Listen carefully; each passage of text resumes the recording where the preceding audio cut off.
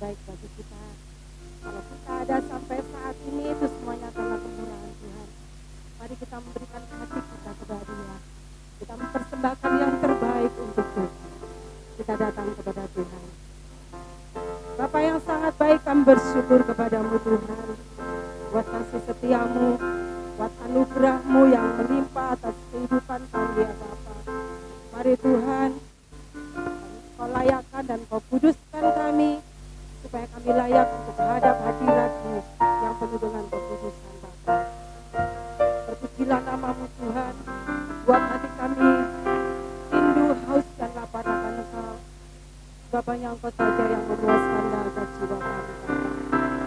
Kami yakin dan percaya Tuhan, kuasa-Mu yang tak terbatas itu hadir di tengah-tengah kami, menguasai setiap hati dan pikiran kami, supaya hati dan pikiran kami tertuju hanya kepada Engkau saja Bapa. Terpujilah nama-Mu Tuhan, terpujilah nama-Mu Yesus. Kami berdoa untuk saudara-saudara kami, mungkin mereka masih dalam perjalanan. Mari Kau antar mereka sampai di tempat ini dengan selamat. Terpujilah nama-Mu Tuhan. Kami serahkan ibadah kami dari awal pertengahan hingga akhirnya ke dalam tangan kuasa-Mu. Hanya di dalam nama Tuhan Yesus kami bersyukur dan berdoa. Haleluya. Amin.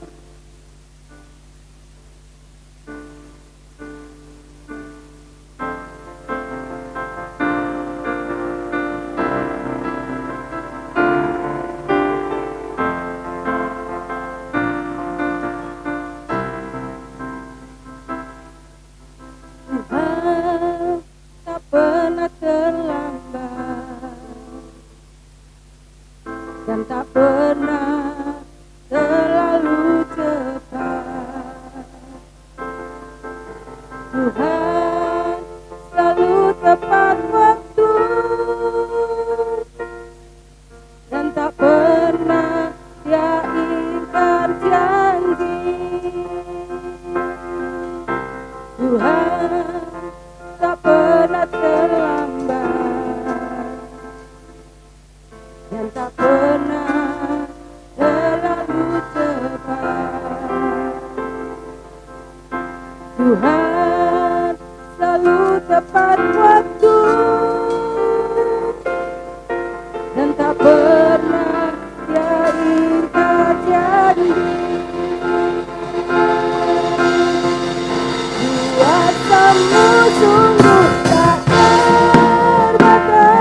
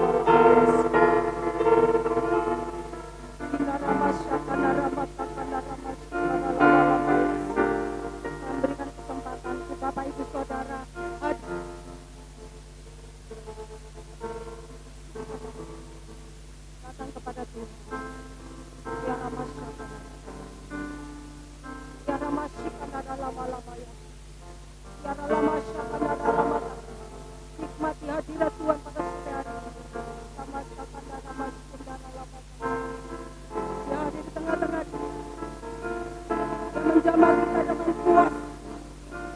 Ya masang kata dalam mata dalam masih ibadah daya. Ya masyur dalam malaya. Ya dalam masih ya dalam malaya. Haleluya.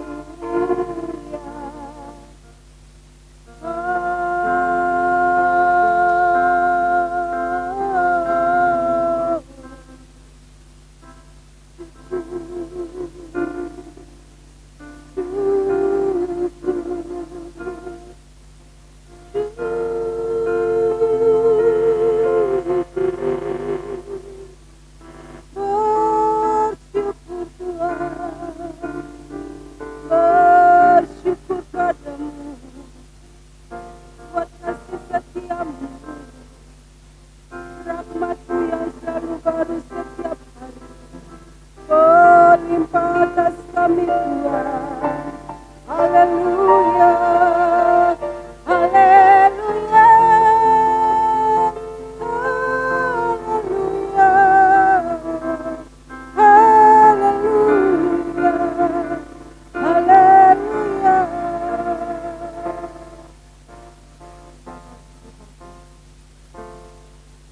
Terima kasih Yesus, Kau melawat kami satu pun terlewat Tuhan. Terpujilah nama Yesus. Haleluya.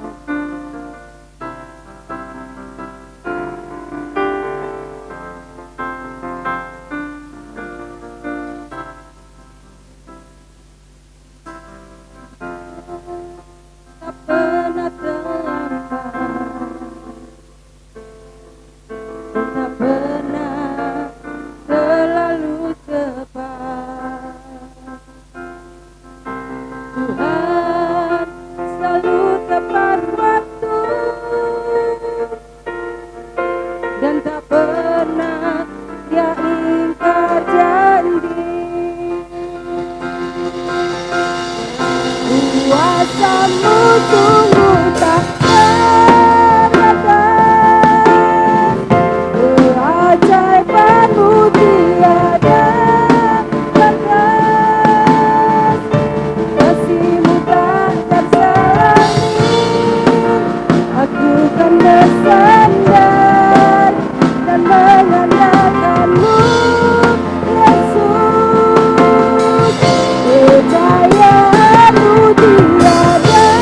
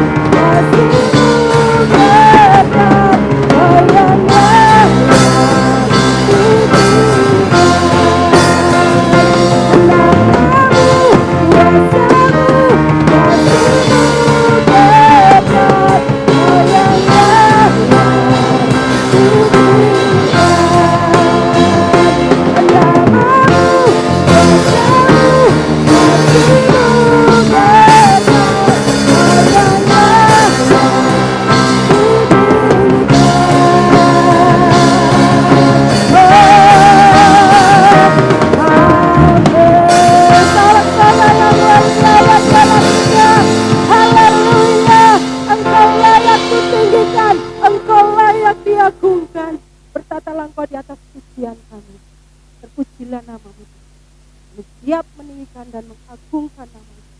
Terpujilah nama-Mu Tuhan. Di dalam nama-Mu yang kudus, kami bersyukur dan berdoa. Haleluya. Amin. Sorak-sorai yang meriah bagi Allah kita. Shalom. Bagaimana kabarnya? Dahsyat dan luar biasa. Saudara percaya bahwa kuasa Allah bekerja sampai saat ini? Lambaikan tangan saudara. Haleluya.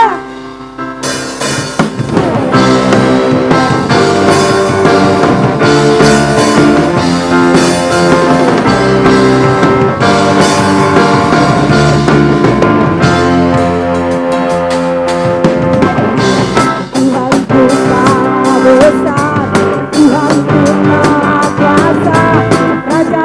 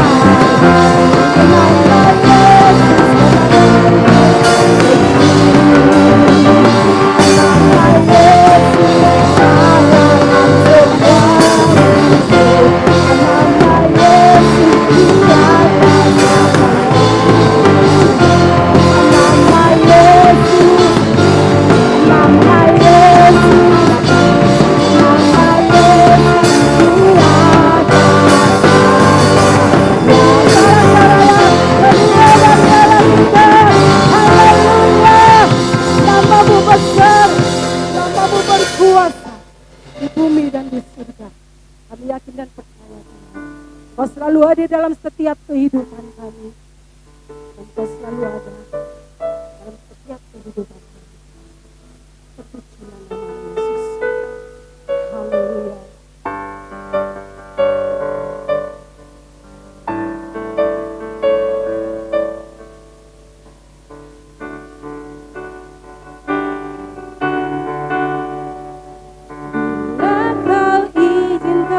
Sesuatu terjadi, ku percaya semua untuk kebaikanku. Bila nanti telah tiba waktu, ku percaya kuasa-Mu memulihkan hidupku.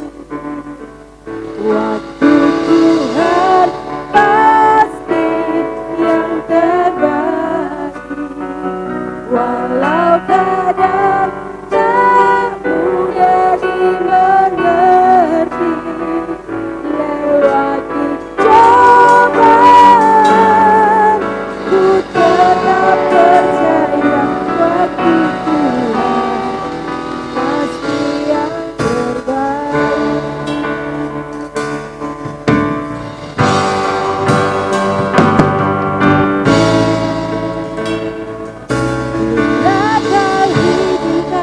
Sesuatu terjadi,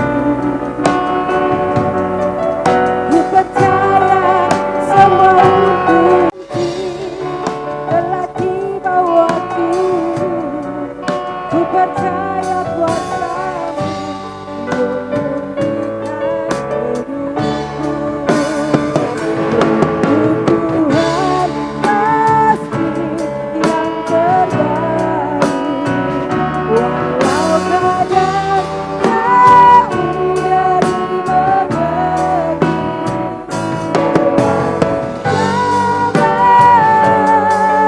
ku tetap percaya waktu Tuhan pasti yang terbaik.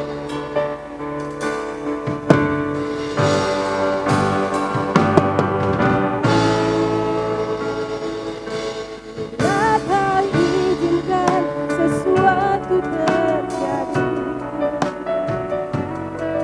ku percaya semua untuk kebaikanmu.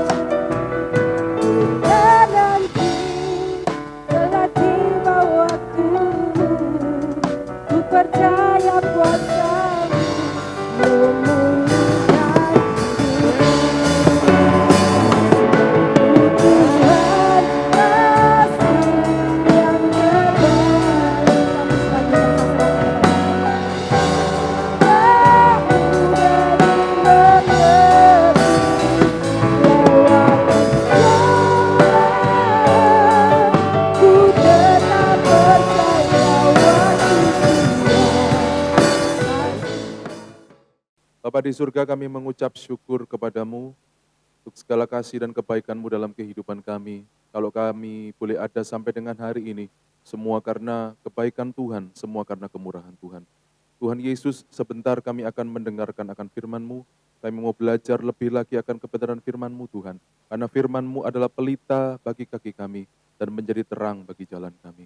Urapi hamba-Mu yang terbatas ini. Mampukan hamba-Mu untuk bisa menyampaikan apa yang menjadi isi hati-Mu. Dan hamba berdoa, kiranya sidang jemaat-Mu yang mendengar akan pemberitaan firman-Mu pada saat ini. Mata hati mereka juga boleh diterangi oleh firman Tuhan. Dan Allah Roh Kudus menolong mereka untuk boleh mengerti akan firman-Mu. Terima kasih Bapa. Di dalam nama Tuhan Yesus kami berdoa. Haleluya. Amin. Bapak Ibu Saudara yang dikasihi oleh Tuhan, pembacaan firman Tuhan pada saat ini terambil dari Injil Matius pasal yang ke-25 di ayat 1 sampai yang ke-13. Saya akan membacakannya untuk Bapak Ibu Saudara. Perikopnya gadis-gadis yang bijaksana dan gadis-gadis yang bodoh. Ayat pertama, pada waktu itu hal kerajaan sorga seumpama 10 gadis yang mengambil pelitanya dan pergi menyongsong mempelai laki-laki. 5 diantaranya bodoh dan 5 bijaksana. Gadis-gadis yang bodoh itu membawa pelitanya, tetapi tidak membawa minyak. Sedangkan gadis-gadis yang bijaksana itu membawa pelitanya, juga minyak dalam buli-buli mereka. Tetapi karena mempelai itu lama tidak datang-datang juga, mengantuklah mereka semua, lalu tertidur. Waktu tengah malam terdengarlah suara orang berseru, "Mempelai datang, songsonglah dia." Gadis-gadis itu pun bangun semuanya, lalu membereskan pelita mereka. Gadis-gadis yang bodoh berkata kepada gadis-gadis yang bijaksana, "Berikanlah kami sedikit dari minyakmu itu, sebab pelita kami hampir padam." Tetapi jawab gadis-gadis yang bijaksana itu, "Tidak, nanti tidak cukup untuk kami dan untuk kamu. Lebih baik kamu pergi kepada penjual minyak dan beli di situ." Akan tetapi, waktu mereka sedang pergi untuk membelinya, datanglah mempelai itu dan mereka yang telah siap sedia masuk bersama-sama dengan dia ke ruang perjamuan kawin, lalu pintu ditutup. Kemudian datang juga gadis-gadis yang lain itu dan berkata, "Tuan, Tuan, bukakanlah kami pintu." Tetapi ia menjawab, "Aku berkata kepadamu, sesungguhnya aku tidak mengenal kamu." Ayat ke-13, karena itu berjaga-jagalah, sebab kamu tidak tahu akan hari maupun saatnya. Bapak Ibu Saudara, kalau kita membaca Injil Matius pasal yang ke-24 dan yang ke-25, di situ judulnya tentang khotbah, tentang akhir zaman. Percakapan Yesus atau khotbah Yesus di Bukit Zaitun. Pada saat itu murid-murid bertanya kepada Tuhan, "Bila manakah dia datang?" Dan juga murid-murid bertanya, "Katakanlah kepada kami, apakah tanda kedatanganmu dan tanda kesudahan dunia?" Menariknya, untuk menjawab pertanyaan dari murid-muridnya, Yesus memberikan satu perumpamaan tentang gadis-gadis yang bijaksana dan gadis-gadis yang bodoh. Berangkat dari tradisi pada masa itu di tanah Palestina, ketika ada seorang yang mengadakan satu pesta perkawinan, pesta pernikahan di sana. Mempelai laki-laki biasanya diiringi oleh teman-temannya yang berjumlah 10. Begitu pula dengan mempelai perempuan. Mereka juga memiliki pengiring yang berjumlah 10. Pada saat malam hari, biasanya mempelai laki-laki datang ke rumah mempelai perempuan untuk menjemput mempelai perempuan itu bersama-sama mereka pergi ke tempat perjamuan perkawinan itu. Dan biasanya mempelai, pengiring dari mempelai perempuan ini, mereka membawa pelita, ya, yang juga dikisahkan di sini. Dan pelita itu berfungsi untuk menerangi jalan ketika mempelai laki-laki itu datang hendak menjemput mempelai perempuan. Tugas dari mempelai, pengiring dari mempelai perempuan ini, mereka menyambut kedatangan dari mempelai laki-laki dan rombongnya, dan melalui pelita itu mereka menerangi jalan dari mempelai laki-laki itu supaya mereka bisa masuk dengan baik, menjemput mempelai perempuan. Bapak, Ibu, Saudara, dari kisah ini kita melihat apa yang dikatakan oleh Yesus berkaitan dengan kedatangannya yang kali yang kedua. Tentang gadis-gadis yang bijaksana dan gadis-gadis yang bodoh. Apa yang menjadi pesan Tuhan dari kisah ini? Yang pertama, bahwa Tuhan itu datang pada saat yang tidak kita duga. Di sini mempelai laki-laki itu melambangkan akan Tuhan Yesus sendiri, sedangkan gadis-gadis di sini melambangkan dari gereja Tuhan.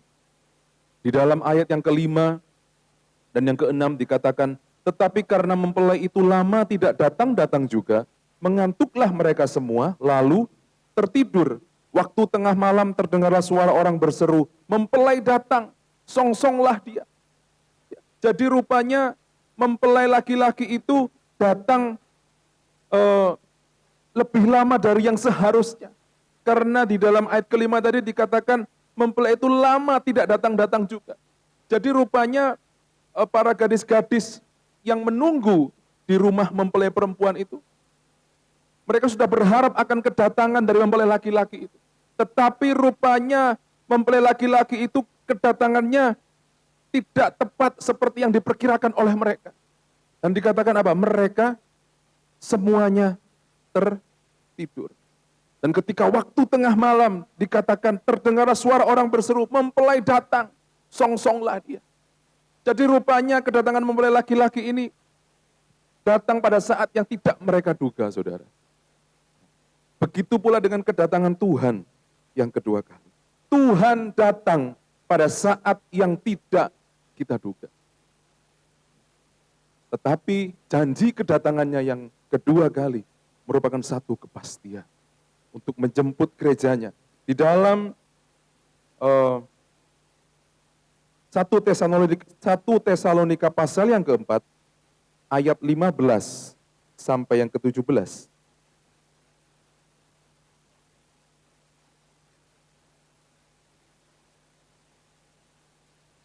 Di sini dinyatakan apa yang menjadi tujuan Tuhan kedatangannya yang kedua kali.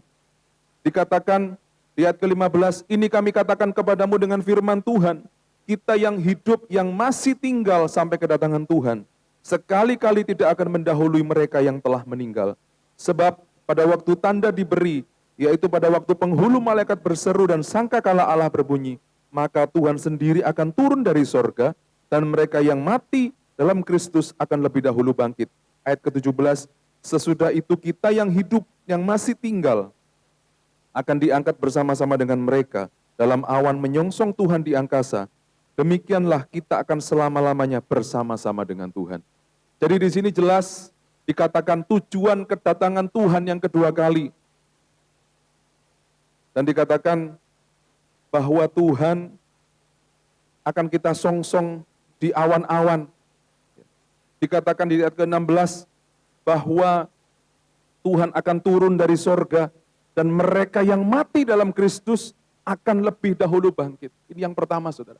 Tujuan Tuhan datang yang kedua kali ke bumi ini di awan-awan untuk membangkitkan orang-orang percaya, orang-orang yang setia kepada Tuhan dari kematian mereka.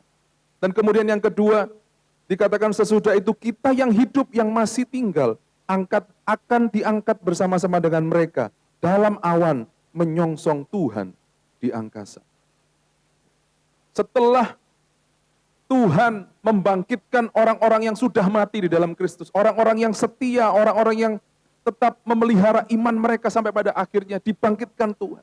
Kita yang masih hidup, ini janji Tuhan, janji firman Tuhan, kita akan diangkat menyongsong Tuhan di awan-awan.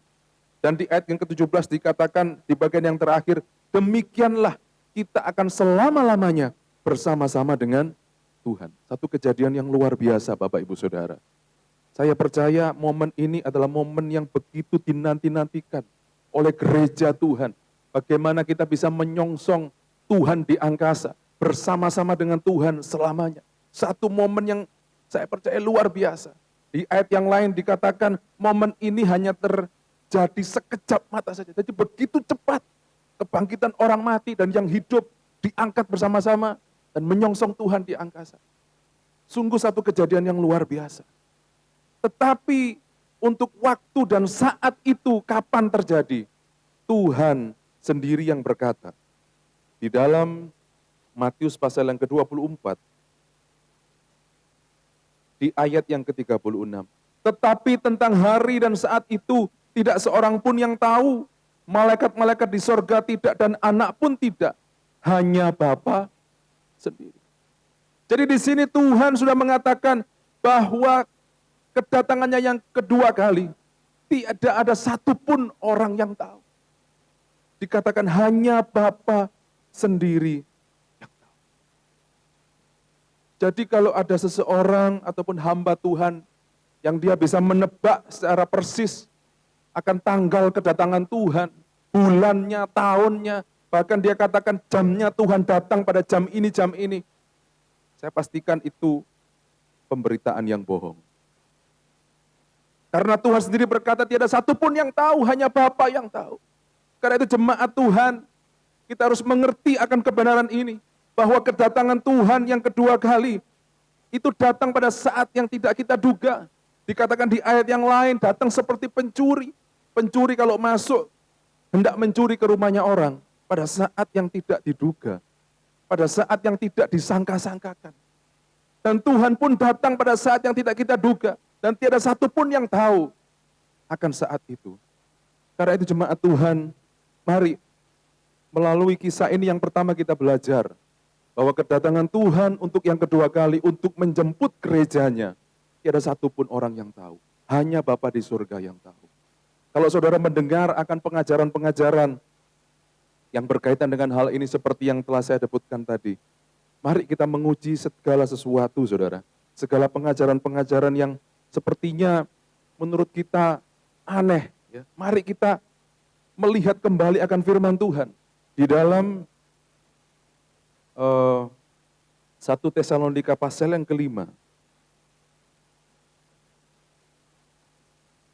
di ayatnya yang ke-21, dikatakan, ujilah segala sesuatu dan peganglah yang baik. Di sini saya mau katakan bahwa jemaat perlu untuk membaca firman Tuhan, untuk menyelidiki firman Tuhan. Supaya apa? Ketika ada pengajaran-pengajaran yang masuk, saudara tidak terima dengan mentah-mentah. Tetapi segala sesuatu harus diuji dan peganglah yang baik. Apa yang harus kita pegang? Firman Tuhan. Jadi kita harus belajar Bapak Ibu Saudara. Hati-hati. Kedatangan Tuhan, tidak ada satupun yang tahu. Dan Yesus sendiri mengatakan bahwa tanda-tanda kedatangannya sudah banyak terjadi. Ada perang, ada kelaparan, ada gempa bumi, penyesatan akan semakin banyak. Itu hanya tanda-tanda. Tetapi waktu tepat kapan Tuhan datang, tidak ada satupun yang tahu. Yang kedua, kembali di Injil Matius pasal yang ke-24 tadi. Yang menjadi pesan Tuhan lewat kisah ini, jadilah seperti 5 gadis bijaksana yang mempersiapkan dirinya dengan baik untuk menyambut kedatangan Tuhan. Bapak Ibu Saudara, yang menjadi pembeda antara 5 gadis bijaksana dengan 5 gadis yang bodoh adalah persiapan mereka ketika mereka hendak menyambut mempelai laki-laki. 5 gadis bijaksana, mereka tidak hanya membawa pelita, tetapi firman Tuhan katakan bahwa di ayat keempat, sedangkan gadis-gadis yang bijaksana itu membawa pelitanya dan juga minyak dalam buli-buli mereka. Sedangkan gadis-gadis yang bodoh hanya membawa pelita. Untuk mempersiapkan minyak yang lebih, mereka harus bayar lebih lagi. Untuk membawa buli-buli yang berisi minyak, mereka harus mengeluarkan lebih lagi tenaga. Kalau gadis-gadis yang bodoh, mereka mungkin hanya memakai satu tangan untuk membawa pelita. Tetapi gadis-gadis yang bijaksana, tangan satu membawa pelita, tangan satu membawa buli-buli. Mungkin lebih repot, ada harga yang lebih yang harus mereka bayar.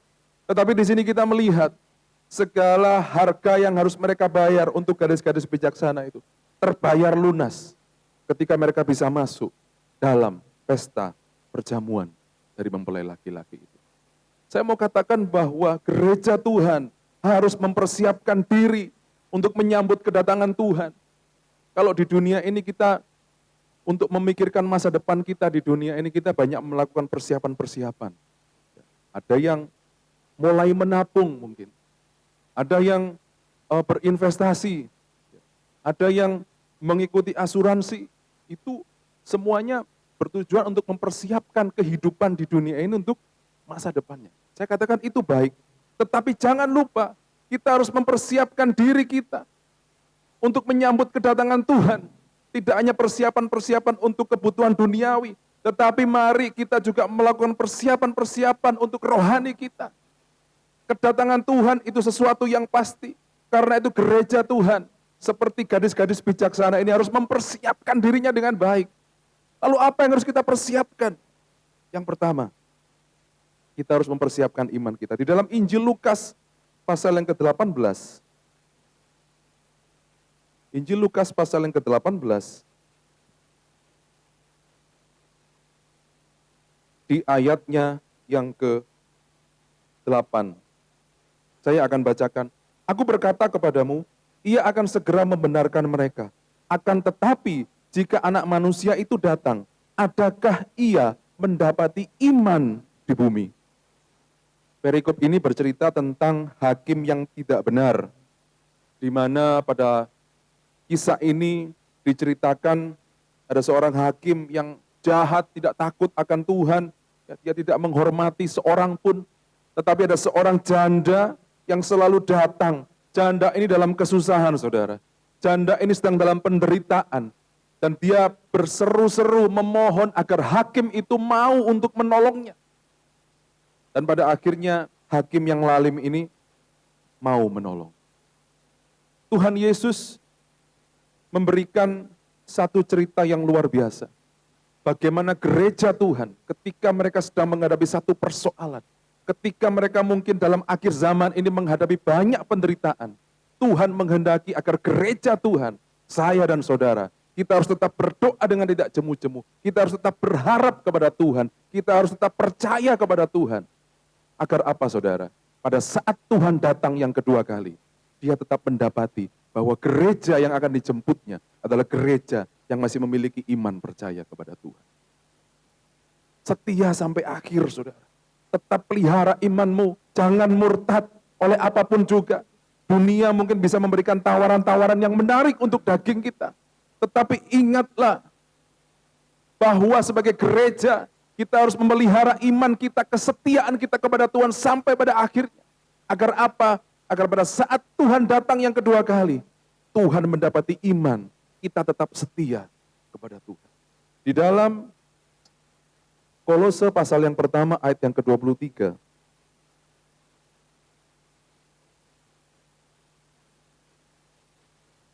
Saya akan bacakan untuk Bapak Ibu Saudara. Kolose pasal 1 ayat yang ke-23 dikatakan, sebab itu kamu harus bertekun dalam iman, tetap teguh dan tidak bergoncang, dan jangan mau digeser dari pengharapan Injil yang telah kamu dengar, dan yang telah dikabarkan di seluruh alam, di bawah langit, dan yang aku ini Paulus telah menjadi pelayan. Di sini Paulus memberikan satu peringatan yang tegas, supaya apa? Gereja Tuhan, mereka harus bertekun dalam iman. Artinya apa? Tetap setia sampai akhir. Bertekun itu berbicara tentang satu tindakan yang dilakukan terus menerus, saudara. Tetap pelihara iman, tetap percaya Yesus, tetap teguh, tidak bergoncang. Artinya apa? Ada masalah, ada penderitaan. Tuhan mau kita tetap teguh. Tuhan mau kita tetap bergoncang. Tidak tergoncang dan tetap berharap kepada Injil yang telah kita dengar dan yang telah dikabarkan di seluruh alam, di bawah langit. Bapak Ibu Saudara, keselamatan yang Tuhan berikan bagi orang-orang yang percaya kepada Yesus adalah satu tidak bisa dinilai dengan segala harta yang ada di dunia ini. Karena apa? Keselamatan yang Tuhan berikan itu memberikan kehidupan yang kekal. Karena itu persiapan yang harus kita lakukan. Tetap pelihara imanmu. Setia sampai akhir. Orang-orang yang mendapatkan, olahragawan yang mendapatkan penghargaan, mendapatkan satu reward atau hadiah. Mereka yang bisa menyelesaikan sampai akhir. Bagi kita, orang-orang percaya, Tuhan mau kita tetap memelihara iman kita sampai pada akhirnya. Yang kedua, apa yang harus kita persiapkan? Kembali di Injil Matius pasal yang ke-24 tadi, ke-25, di ayat yang ke-8 sampai yang ke-12 saya akan ulangi. Gadis-gadis yang bodoh berkata kepada gadis-gadis yang bijaksana, berikanlah kami sedikit dari minyakmu itu, sebab pelita kami hampir padam. Tetapi jawab gadis-gadis yang bijaksana itu, tidak, nanti tidak cukup untuk kami dan untuk kamu. Lebih baik kamu pergi kepada penjual minyak dan beli di situ. Akan tetapi waktu mereka sedang pergi untuk membelinya, datanglah mempelai laki-laki itu, dan mereka yang telah siap sedia masuk bersama-sama dengan dia ke ruang perjamuan kawin. Lalu pintu ditutup. Ayat ke-11, kemudian datang juga gadis-gadis yang lain itu dan berkata, Tuan, Tuan, bukakanlah kami pintu. Ayat ke-12, tetapi ia menjawab, aku berkata kepadamu, sesungguhnya aku tidak mengenal kamu. Jadi rupanya gadis-gadis bodoh yang tidak membawa persediaan minyak lebih, mereka kehabisan minyaknya. Karena mereka kehabisan minyak, pelitanya mereka hampir padam. Dan rupanya mereka harus membeli. Supaya apa? Pelitanya tetap menyala. Ketika mereka minta kepada gadis-gadis yang bijaksana, gadis-gadis bijaksana berkata, tidak bisa, karena nanti tidak cukup untuk aku, tidak cukup untuk kamu. Berbicara tentang satu tanggung jawab keselamatan, saudara. Yang kedua ini yang saya mau tekankan bahwa jangan sia-siakan waktu yang ada untuk bertobat. Gadis-gadis bodoh ini mereka kehabisan waktu karena mereka harus membeli minyak ke penjual minyak. Karena mereka membutuhkan waktu yang lebih lagi ketika mereka kembali pintu perjamuan sudah ditutup. Mereka kehabisan waktu. Karena persiapan yang kurang, mereka kehabisan waktu untuk masuk dalam perjamuan itu, saudara. Jangan menyia-nyiakan waktu yang Tuhan berikan saat ini. Keselamatan itu tanggung jawab pribadi. Kita tidak bisa nunut orang tua kita. Kita tidak bisa nunut anak-anak kita untuk masuk dalam kerajaan sorga. Seperti cerita ini, bahwa minyak itu hanya cukup untuk mereka masing-masing. Tidak bisa dibagi-bagikan. Keselamatan itu tanggung jawab saya dan saudara. Karena itu pada saat ini, jika engkau mendengar firman ini, engkau yang masih belum percaya 100% kepada Tuhan Yesus, ambil satu keputusan. Aku tidak mau menyia-nyiakan waktu ya Tuhan. Aku mau bertobat saat ini. Aku mau mengambil keputusan untuk percaya kepadamu. Aku mau mengambil keputusan untuk dibaptis. Begitu pula engkau yang hari-hari ini masih jatuh bangun di dalam dosa. Melalui firman ini, jangan sia-siakan waktu yang ada untuk bertobat. Di dalam Ibrani pasal yang ketiga,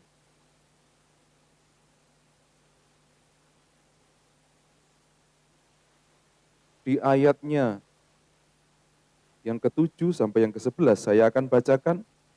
Judulnya binasa karena murtad. Sebab itu seperti yang dikatakan Roh Kudus, pada hari ini jika kamu mendengar suaranya, janganlah keraskan hatimu seperti dalam kegeraman. Pada waktu pencobaan di padang gurun, di mana nenek moyangmu mencobai aku dengan jalan menguji aku, sekalipun mereka melihat perbuatan-perbuatanku 40 tahun lamanya. Itulah sebabnya aku murka kepada angkatan itu dan berkata, selalu mereka sesat hati dan mereka tidak mengenal jalanku. Ayat ke-11, sehingga aku bersumpah dalam murkaku, mereka takkan masuk ke tempat perhentianku. Bapak Ibu Saudara, ayat-ayat ini berbicara tentang bangsa Israel dalam perjanjian lama. Ketika mereka keluar dari tanah Mesir, bagaimana Tuhan menebus mereka, bagaimana Tuhan menuntun mereka, bagaimana Tuhan melindungi mereka. Tuhan memberkati mereka dengan makanan-makanan dari sorga. Tetapi kita melihat kelakuan bangsa Israel. Mereka adalah bangsa yang tegar tengkuk. Mereka tidak melawan dosa. Mereka tidak mentaati akan perintah Tuhan. Justru mereka seringkali berbuat apa yang mendukakan atau apa yang membuat Tuhan murka. Bukan satu kebetulan kalau ayat-ayat ini kembali ditulis dalam perjanjian baru. Mengingatkan kepada orang-orang percaya, ketika Tuhan sudah tegur, ketika Tuhan sudah memberikan satu nasihat, jangan engkau mengeraskan hati, jangan sia-siakan waktu yang ada. Engkau yang masih setengah-setengah percaya kepada Yesus, ambil satu keputusan, aku mau percaya penuh kepada Tuhan Yesus. Karena Tuhan adalah penebusku. Engkau yang masih hidup dalam dosa, ambil satu keputusan untuk berhenti dari kehidupan dosamu. Jangan sia-siakan waktu yang ada untuk bertobat. Dan kemudian yang terakhir, Bapak Ibu Saudara, apa yang harus kita persiapkan untuk menyambut kedatangan Tuhan? Berusaha hidup berkenan di hadapan Tuhan. Di dalam 2 Petrus pasal yang ketiga, 2 Petrus pasal yang ketiga, di ayatnya yang ke-10 sampai yang ke-14. Tetapi hari Tuhan akan tiba seperti pencuri. Pada hari itu langit akan lenyap dengan gemuruh yang dahsyat dan unsur-unsur dunia akan hangus dalam nyala api, dan bumi dan segala yang ada di atasnya akan hilang lenyap. Jadi jikalau segala sesuatu ini akan hancur secara demikian, betapa suci dan salehnya kamu harus hidup, yaitu kamu yang menantikan dan mempercepat kedatangan hari Allah.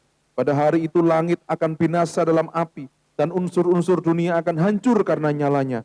Tetapi sesuai janjinya, kita menantikan langit yang baru dan bumi yang baru, di mana terdapat kebenaran.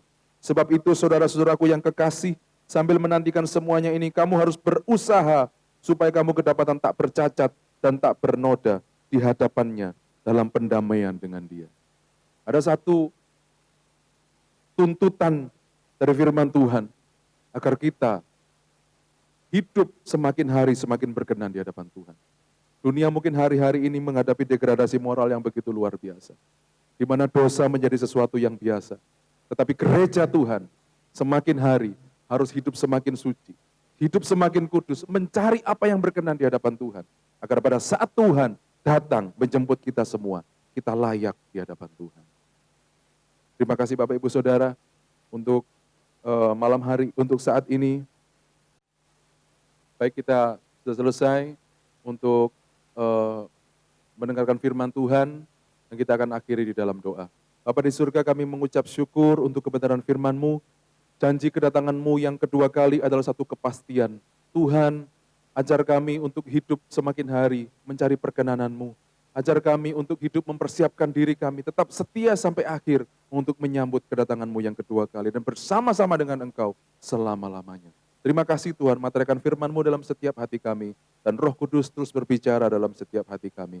Terima kasih, di dalam nama Tuhan Yesus kami berdoa. Amin. Yesus Raja.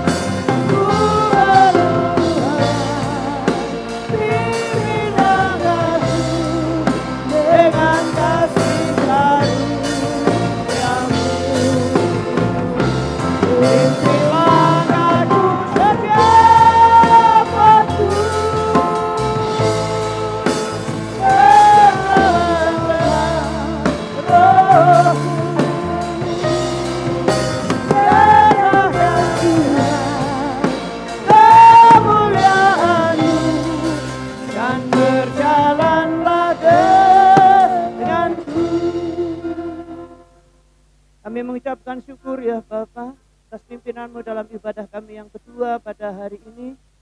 Terima kasih ya Tuhan menolong kami semua supaya kami boleh menjadi seperti 5 gadis yang bijaksana yang selalu siap sedia ya Tuhan. Kami tetap teguh di dalam iman, kami menggunakan waktu dengan benar, dengan baik, dan kami boleh hidup berkenan di hati Tuhan. Menolong kami semua yang hadir pada saat ini. Hamba juga berdoa supaya tidak seorang pun tertinggal. Supaya tidak seorang pun tertinggal ya Tuhan.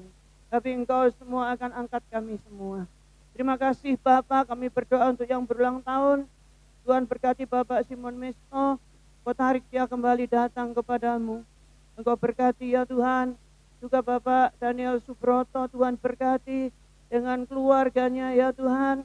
Ada anak-anak yang tidak lagi datang kepada Engkau, Engkau tarik ya Tuhan di dalam nama Tuhan Yesus, agar supaya mereka semua sekeluarga boleh menjadi sungguh-sungguh umat yang setia kepada Engkau. Berkati Ibu Haryati ya Tuhan dengan keluarga, tetap memberikan kesehatan, kekuatan kepadanya. Engkau memberkati saudara Rizky Adi Putra, masa depan yang penuh pengharapan Kau berikan kepadanya Tuhan. Saudari Susanti Tanjung juga Tuhan memberikan masa depan yang penuh pengharapan. Bapak Kurniawan Jaya Primata, Tuhan memberkati. Semua keluarga diberkati Tuhan. Juga Saudara Samuel Adi Purnomo, Engkau memberkati ya Tuhan. Saudara Samuel, pekerjaan yang Kau berkati. Bapak Andreas Eko Sudianto, Tuhan berkati. Berkati istrinya ya Tuhan. Engkau tahu kerinduan mereka akan seorang anak keturunan ilahi. Kami mohon kiranya Engkau memberkati. Demikian juga Ibu Marta Wijayanti ya Tuhan, yang hari ini berulang tahun, tapi dia dalam keadaan sakit. Kami mohon belas kasihan Tuhan, kemurahan Tuhan. Engkau juga berkati suami dan anaknya. Kalau besok dia akan berobat, nyatakan kuasa-Mu ya Tuhan. Nyatakan kuasa-Mu, nyatakan mujizat-Mu. Engkau Allah yang maha kuasa. Engkau juga berkuasa melindungi kami semua dari COVID ini ya Tuhan. Kiranya tidak ada satu pun dari sidang jemaat-Mu ini yang terkena COVID ini ya Tuhan. Oh Tuhan, kalau pada hari ini Kami mendengar bahwa Dr. Denny telah Engkau panggil pulang. Oh Tuhan, Engkau tolong memberikan kekuatan, penghiburan untuk istri dan anak-anaknya. Tolong kiranya ya Tuhan supaya tidak ada lagi korban dari dokter, dari perawat, dari relawan-relawan. Engkau lindungi Tagana Raja Wali juga. Ya Bapa, kami mohon juga belas kasihan dan kemurahan Tuhan untuk bangsa kami ya Tuhan. Lindungi kami semua. Kalau sebentar kami akan pulang juga Engkau melindungi perjalanan kami pulang. Selamat sampai ke rumah masing-masing. Tidak ada masalah apapun, tidak ada kecelakaan ya Tuhan. Juga intaian dari orang-orang yang jahat Engkau jauhkan. Dan Engkau jauhkan juga kami dari segala sakit penyakit. Terima kasih Bapa. Saudara yang dikasihi Tuhan, kasih karunia dari Tuhan Yesus Kristus dan kasih Allah serta persekutuan Roh Kudus menyertai kita semua mulai malam hari ini sampai selama-lamanya. Di dalam nama Tuhan Yesus yang percaya, diberkati Tuhan, sama-sama katakan amin. Sorak-sore untuk Tuhan kita, selamat malam, Tuhan memberkati.